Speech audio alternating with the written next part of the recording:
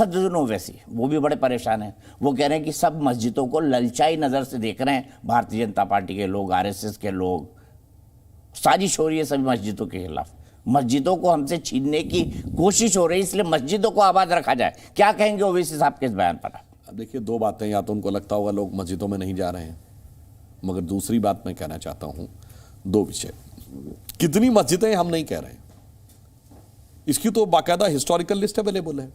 मौलाना अली मियां जो लखनऊ के नदवातुल उलेमा के फर्स्ट चांसलर थे, दारुल उलूम देवबंद के बाद अगर मुस्लिम समाज की रिलीजियस मामलों में एक सबसे बड़ी यूनिवर्सिटी मानी जाती है तो लखनऊ का नदवातुल, उन्होंने लिखा है 3300 मंदिरों मस्जिदों की लिस्ट दी है जो मंदिर तोड़ के बनाई गई, दर्जनों का है। उस समय जब श्री राम जन्मभूमि का विषय आया तो ये कहा गया था कि साहब 3 का विषय छोड़ दीजिए, बाकी हम भूलने को तैयार है। मगर ये अफसोस की बात यह है कि वो ये कहते हैं कि हम उस अत्याचार के प्रतीक बन के रहेंगे।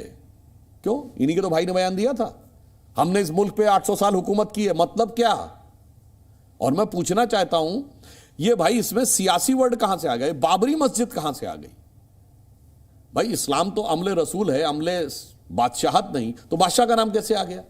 और आप उनके साथ आके खड़े हो जाते हैं। तो समस्या यह है कि आप देश, धर्म, संस्कृति और समाज के साथ तो अन्याय कर ही रहे हैं और मुस्लिम समाज को गलत दिशा में भटकाने का प्रयास कर रहे हैं। ओवैसी जी की तो स्थिति यह है कि जिसे कहते हैं कोई मुद्दा हो तो लड़ने को तैयार रहते हैं, इसे कहते हैं ना धुम धुम धड़म धड़ैया रे, सबसे बड़े लड़ैया रे, कहीं भी हो वो लड़ने को तैयार रहते हैं। और समाज के अंदर किस प्रकार की विघटनकारी, विभाजनकारी बातें करके एक कट्टरपंथी समुदाय का वोट अपने हाथ में, पूरे समुदाय की बात नहीं कर रहा हूं, मुसलमानों में जो कट्टरपंथी हैं उन्हीं को मुस्लिम वोटों का whole sole one and exclusive copyright holder मानकर कार्य करना, ये सारी इस बात की प्रतिस्पर्धा लगी हुई है। जबकि आज देश में इतना सकारात्मक वातावरण हो रहा है, देश पॉजिटिव डायरेक्शन में आगे बढ़ रहा है। और तो और मैं आपसे कहूं, इकबाल अंसारी जो बाबरी मस्जिद का पैरोकार था, उसको पहली बात तो राम जन्मभूमि ट्रस्ट ने आमंत्रित किया और इसके बाद वो आ भी रहे हैं भैया।